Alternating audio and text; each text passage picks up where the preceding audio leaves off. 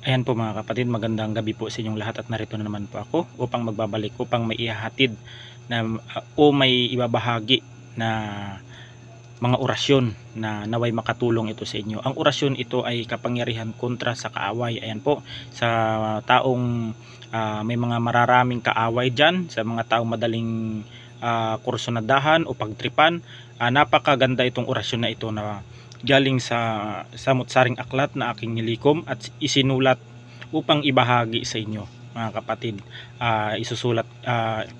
Ipapakita ko lang ito mga kapatid sa sa screen mamaya mga kapatid, at narito na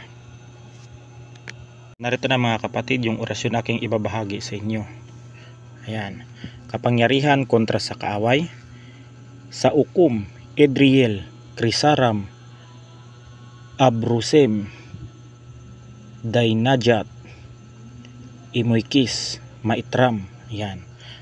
Pag nakita po ninyo ang inyong kaaway ay ano po mga kapatid, usalin po ninyo yan sa isip ng 3 beses, sabay padyak sa lupa at asahan nyo na ang inyong mga kaaway ay biglang matatakot sa inyo at mangangatog. Isa po ito sa aking mga ginagamit na isang orasyon, lalong lalo na sa mga taong may galit sa akin o di kaya yung mga taong naiinis. Yan, ito yung ura na yan mga kapatid na sinasambit ko bago ako dumaan o makasalubong ko yung mga tao merong lihim na inggit at galit sa akin. At ang mga yan mga kapatid, mahahalata mo yan sila, nangangatog yan sila at hindi makakatagal pag yan ay nakakaharap mo, maaring umiiwas yan.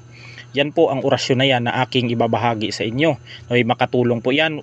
Wag po ninyong gamitin sa masama. At yan po ay ibinahagi ko sa inyo ng libre. Yan. At bilang tulong na rin sa inyo. Yan po mga kapatid. At hanggang dito na lang. At God bless us all. Ingat po tayo palagi.